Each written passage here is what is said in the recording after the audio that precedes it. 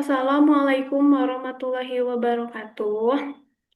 Yang terhormat kepada Ibu Epi Martaseli, SEMAK, selaku dosen pengampu mata kuliah akuntansi sektor publik, dan teman-teman sekalian. Di sini, kami dari kelompok 3 akan memaparkan materi yang berjudul pengukuran kinerja. Tapi sebelum kita masuk pada pemaparan materi, izinkan kami memperkenalkan diri terlebih dahulu. Perkenalkan, nama saya Piona Putri Melani selaku moderator dan rekan saya Salsabila Ajrianti Abidin. Baik, langsung saja kita masuk pada pemaparan materi. Apa sih itu pengukuran kinerja? Kinerja adalah gambaran mengenai tingkat pencapaian pelaksanaan suatu kegiatan dalam mewujudkan sasaran, tujuan, misi, dan visi organisasi yang tertuang dalam strategis planning suatu organisasi. Istilah kinerja sering digunakan untuk menyebut prestasi atau tingkat keberhasilan individu maupun kelompok. Sedangkan pengukuran kinerja menurut Robertson pada tahun 2022 yaitu suatu proses penilaian kemajuan pekerjaan terhadap tujuan dan sasaran yang telah ditentukan sebelumnya, termasuk informasi atas efisiensi penggunaan sumber daya dalam menghasilkan barang dan jasa, kualitas barang dan jasa, atau seberapa baik barang dan jasa yang diserahkan kepada pelanggan, dan sampai seberapa jauh pelanggan terpuaskan, dengan maksud yang diinginkan dan efektivitas tindakan untuk mencapai tujuan. Selanjutnya, elemen pokok pengukuran kinerja yaitu pertama, menetapkan tujuan, sasaran, dan strategi organisasi. Tujuan adalah pernyataan secara umum tentang apa yang ingin dicapai organisasi. Sasaran merupakan tujuan organisasi yang sudah dinyatakan secara jelas dengan disertai batasan waktu yang telah ditentukan. Strategi adalah cara atau teknik yang digunakan organisasi untuk mencapai tujuan dan sasaran. Menjadi tujuan, sasaran, dan strategi ditetapkan dengan berpedoman pada visi dan misi organisasi. Yang kedua, merumuskan indikator dan ukuran kinerja. Indikator kinerja mengacu pada penilaian kinerja secara tidak langsung, yaitu hal-hal yang sifatnya hanya merupakan indikasi-indikasi kinerja. Ukuran kinerja juga mengacu pada penilaian kinerja secara langsung. Menjadi indikator kinerja dan ukuran kinerja ini sangat dibutuhkan untuk menilai tingkat ketercapaian tujuan, sasaran, dan strategi. Indikator kinerja dapat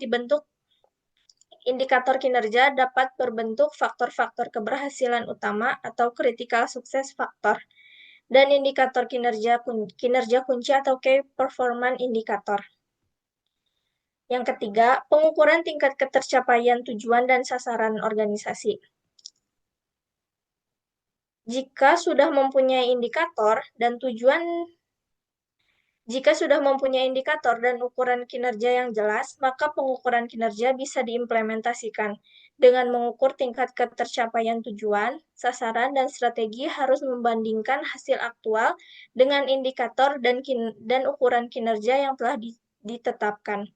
Analisis antara hasil aktual dan indikator ukuran kinerja ini menghasilkan penyimpangan positif, penyimpangan negatif, dan penyimpangan nol. Yang keempat, evaluasi kinerja.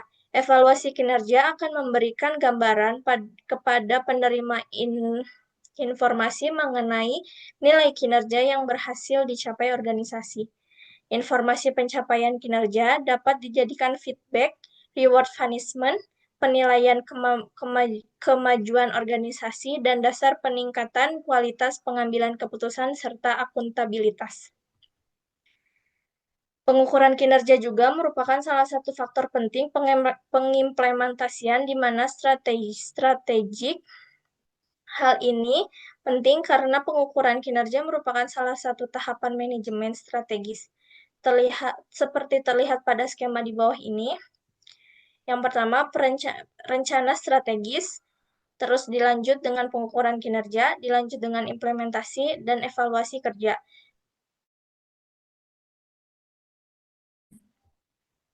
Dengan memahami siklus manajemen strategis, tersebut dapat diketahui bahwa pengukuran kinerja merupakan tahapan yang sangat penting bagi keberhasilan implementasi manajemen strategi. Rencana strategi yang telah ditetapkan oleh organisasi membutuhkan sarana untuk mewujudkannya dalam bentuk aktivitas keseharian organisasi.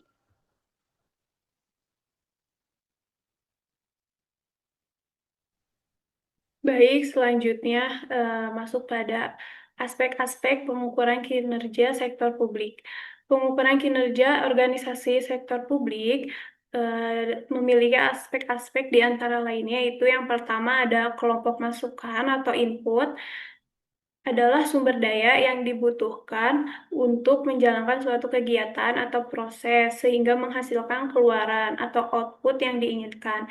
Yang kedua, kelompok proses, yaitu ukuran kegiatan baik dari segi kecepatan, ketepatan, maupun tingkat akurasi pelaksanaan kegiatan tersebut. Yang ketiga, kelompok keluaran atau output, yaitu hasil langsung dari suatu kegiatan yang dapat berupa barang atau jasa yang dihasilkan oleh entitas sektor publik.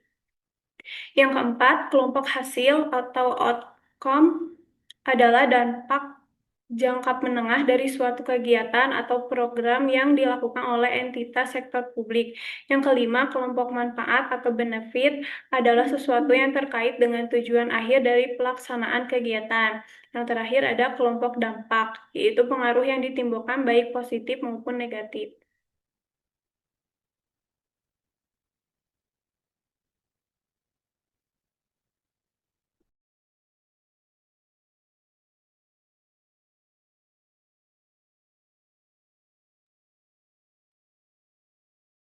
Manfaat pengukuran kinerja sektor publik.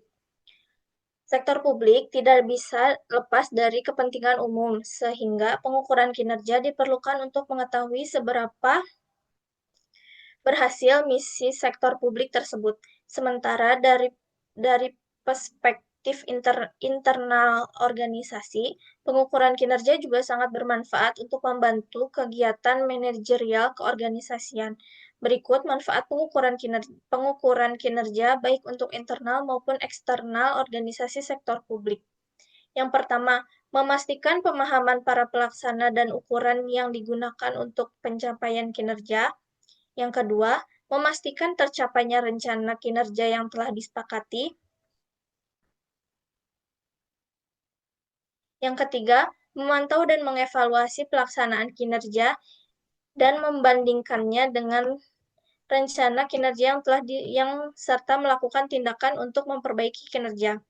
Yang keempat, memberikan penghargaan dan hukuman yang objektif atas prestasi pelaksanaan yang telah diukur sesuai dengan sistem pengukuran kinerja yang telah disepakati. Yang kelima, menjadi alat komunikasi antar bawahan dan pimpinan dalam upaya memperbaiki kinerja organisasi.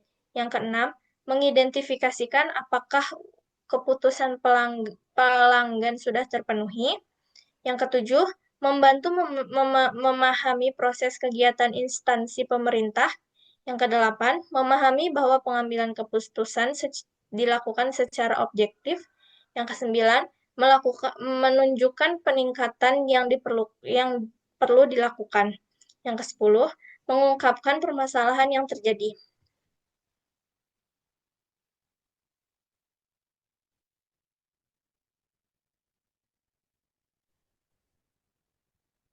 Baik, selanjutnya perbedaan pengukuran kinerja sektor publik dengan sektor bisnis.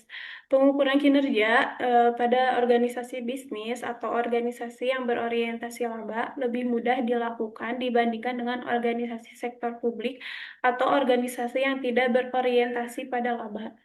Pada organisasi bisnis, kinerja penyelenggaraannya dapat dilakukan dengan cara misalnya melihat tingkat laba yang berhasil diperoleh. Apabila pengukurannya ingin ditingkatkan lagi, maka hal ini dapat dilihat dengan menilai berbagai hal lainnya, seperti solvabilitas, rentabilitas, return of investment, dan sebagainya. Sedangkan pada organisasi sektor publik, pengukuran keberhasilannya lebih kompleks karena hal-hal yang dapat diukur lebih beraneka ragam, sehingga pengukuran tidak dapat dilakukan hanya dengan menggunakan satu variabel saja. Misalnya, kepuasan akan pelayanan sosial belum tergambar dengan memadai jika hanya diungkapkan dengan satu variabel saja, karena kepuasan akan pelayanan menyangkut banyak aspek. Selanjutnya, pengukuran kinerja dan peningkatan kinerja. Pengukuran kinerja merupakan alat agar dihasilkannya manajemen yang lebih efisien dan terjadi peningkatan kinerja. Suatu organisasi harus menggunakan pengukuran kinerja secara efektif agar dapat mengidentifikasi strategi dan perubahan operasional pada apa yang dibutuhkan, serta proses yang diperlukan dalam perubahan tersebut. Pengukuran kinerja menyediakan dasar bagi organisasi untuk menilai. Yang pertama ada bagaimana kemajuan atas sasaran yang telah ditetapkan. Yang kedua, membantu dalam mengenali area kekuatan dan kelemahan. Yang ketiga, menentukan tindakan yang tepat untuk meningkatkan kinerja. Yang keempat, menunjukkan bagaimana kegiatan menuju tujuan organisasi. Yang kelima, membantu dalam membuat keputusan-keputusan dengan langkah inisiatif. Yang keenam, mengutamakan alokasi sumber daya. Dan yang ketujuh, meningkatkan produk-produk dan jasa-jasa kepada pelanggan.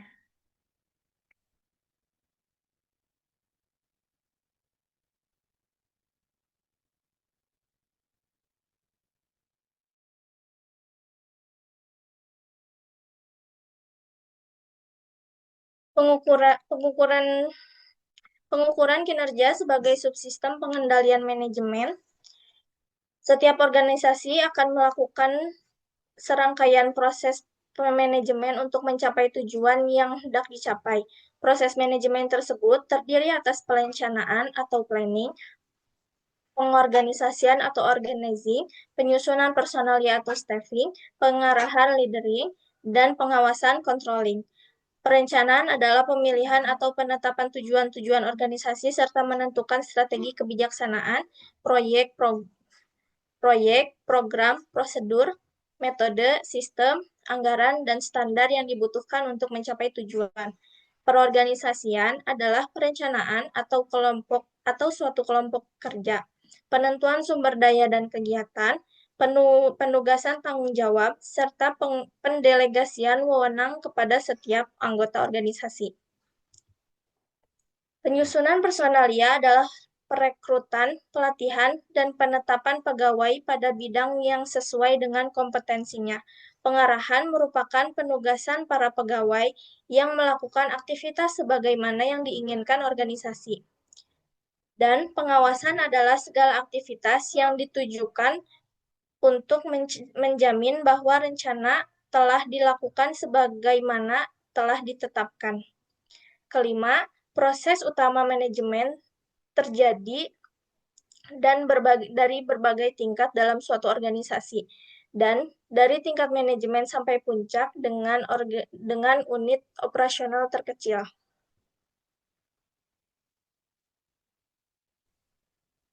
Baik, selanjutnya sistem pengukuran kinerja.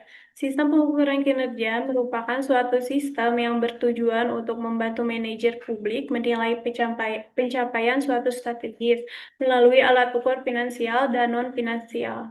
Sistem pengukuran kinerja komprehensif dirancang untuk bisa memberikan manfaat jangka panjang. Sebelum proses pengukuran kinerja dilakukan, berbagai aktivitas manajemen strategis harus sudah direncanakan dan dilaksanakan, yaitu perencanaan strategis, penyusunan program, penyusunan anggaran, dan implementasi. Dalam suatu sistem manajemen strategis, pengukuran kinerja berfungsi sebagai alat penilai apakah strategis yang sudah ditetapkan telah berhasil dicapai. Dari hasil pengukuran kinerja tersebut dilakukan feedback sehingga tercipta sistem pengukuran kinerja yang mampu memperbaiki kinerja organisasi secara berkelanjutan. Berdasarkan feedback atau umpan balik, hasil pengukuran kinerja, manajemen bisa memperbaiki kinerja pada periode berikutnya, baik dalam perencanaan maupun implementasi. aktivitas-aktivitas manajemen sebelum pengukuran kinerja ini, yaitu mulai dari perencanaan strategi, penyusunan program, sampai pada penyusunan anggaran yang cenderung bersifat kuantitatif dan sebaliknya bersifat kualitatif. Suatu objek yang bersifat kuantitatif atau dapat dikuantifikasikan akan memudahkan manajemen untuk mengatur dan selanjutnya semakin mudah untuk dicapai karena terukur. Sebaliknya, jika suatu objek bersifat kualitatif dan bahkan abstrak akan menyulitkan manajemen untuk bisa mengendalikan dan sulit diukur ketercapaiannya. Dengan demikian, pengukuran kinerja terhadap ketercapaian anggaran lebih mudah daripada mengukur ketercapaian program. Faktor-faktor keberhasilan utama pengukuran kinerja. Yang pertama, critical success factor atau faktor keberhasilan utama adalah suatu area yang mengindikasikan kesuksesan kinerja unit kinerja organisasi. Suatu CSV dapat digunakan sebagai faktor kinerja atau masukan dalam penetapan indikator kerja. Indikasi terhadap CSV dapat dilakukan terhadap berbagai faktor, misalkan potensi yang dimiliki organisasi, kesempatan, keunggulan, tantangan, kapasitas sumber daya, dana, sarana dan prasarana, kebijakan organisasi, dan sebagainya. Setiap organisasi mempunyai CSV yang berbeda-beda karena sangat tergantung pada unsur-unsur organisasi yang dapat menentukan keberhasilan atau kegagalan dalam pencapaian tujuan. Contoh CSV penyelenggaraan pemerintah daerah. Misalkan aspek kesejahteraan masyarakat meliputi A. Kesejahteraan dan pemetaan ekonomi, B. Kesejahteraan sosial, C. Seni, budaya, dan olahraga. Yang kedua, Key Performance Indicator atau KPI adalah sekumpulan indikator yang dapat dianggap sebagai ukuran kinerja baik yang bersifat finansial maupun non-finansial untuk melaksanakan operasi dan kinerja satuan kerja atau entitas. Indikator ini dapat digunakan oleh manajer untuk mendeteksi dan memonitor pencapaian kerja. Key Performance Indicator yang baik perlu memenuhi unsur-unsur sebagai berikut. A. Dapat menjadi sarana perusahaan mengkomunikasikan strategi. B. Terkait secara langsung dan strategi yang dipilih perusahaan. C. Indikator tersebut bersifat kuantitatif, memiliki formula tertentu dalam penghitungannya. D. Indikator tersebut dapat dihitung. Akuntabilitas kinerja. Akuntabilitas dapat dipahami sebagai kewajiban pihak pemegang amanah atau agen untuk memberikan pertanggungjawaban, menyajikan, melaporkan, dan mengungkapkan segala aktivitas dan kegiatan yang menjadi tanggung jawabnya kepada pihak pemberi amanah, yang memiliki hak dan kewenangan untuk meminta pertanggungjawaban tersebut. Makna akuntabilitas ini merupakan konsep filosofi inti dalam manajemen faktor sektor publik. Akuntabilitas harus merujuk pada sebuah spektrum yang luas dengan standar kinerja yang bertumpuan pada harapan publik sehingga dapat digunakan untuk menilai kinerja, responsivitas, dan juga moralitas dari para pengemban amanah publik. Konsep konsep akuntabilitas dalam arti luas ini menyadarkan bahwa kita pejabat pemerintah tidak hanya bertanggung jawab kepada otoritas yang lebih tinggi dalam rantai komando institusional, tetapi juga bertanggung jawab kepada masyarakat umum, lembaga swadaya masyarakat, media massa, dan banyak stakeholder lainnya. Baik, selanjutnya ada value for money sebagai alat pengukuran kinerja. Value for money atau VFM merupakan konsep penting dalam pengukuran kinerja, terutama di sektor publik. Value for money digunakan untuk mengevaluasi apakah anggaran yang dibelanjakan memberikan nilai yang sepadan bagi masyarakat. Hal ini dinilai berdasarkan tiga indikator utama, yaitu yang pertama, ekonomi merupakan perbandingan input dengan input value yang dinyatakan dalam satuan moneter. Ekonomi terkait dengan sejauh mana organisasi sektor publik dapat meminimalisir input resource yang digunakan, yaitu dengan menghindari pengeluaran yang boros dan tidak efektif. Yang kedua, efisiensi, yaitu pencapaian output yang maksimum dengan input tertentu atau penggunaan input yang terendah untuk mencapai output tertentu. Efisiensi merupakan perbandingan output atau input yang dikaitkan dengan standar kinerja atau target yang telah ditetapkan.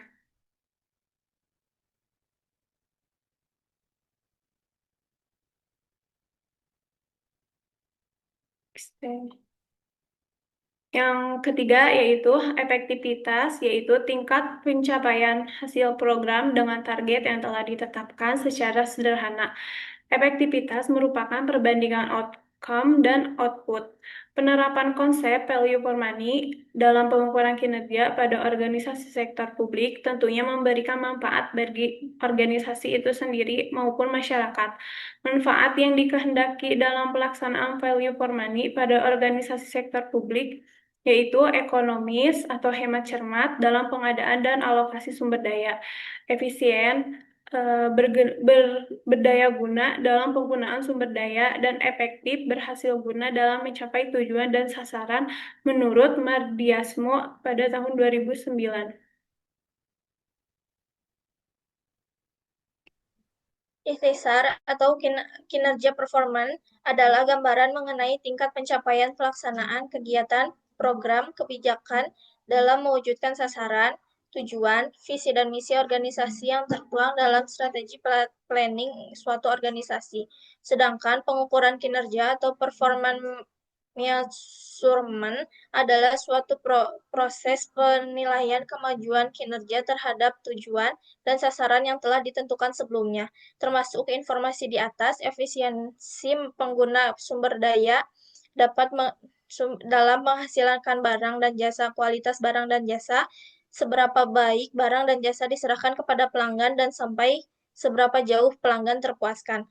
Hasil kegiatan dibandingkan dengan maksud yang diinginkan, dan efektivitas tindakan dalam pencapaian tujuan.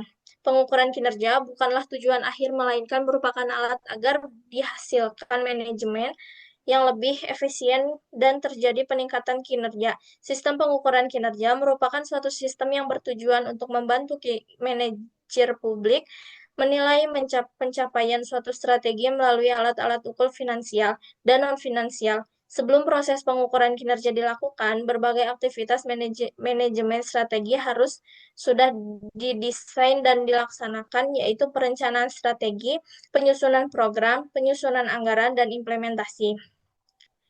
Kesimpulan yang dapat diambil dari materi kali ini yaitu pengukuran kinerja merupakan alat manajemen untuk meningkatkan kualitas pengambilan keputusan.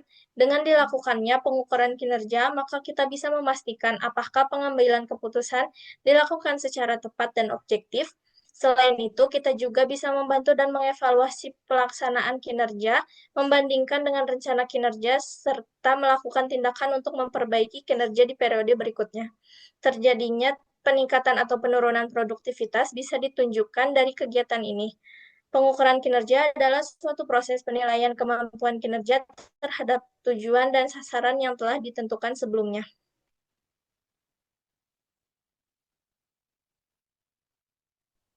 Alhamdulillahirrahmanirrahim. Pemaparan materi dari kelompok kami sudah selesai. Mohon maaf apabila ada kesalahan kata. Wabillahi taufiq wal hidayah. Wassalamualaikum warahmatullahi wabarakatuh.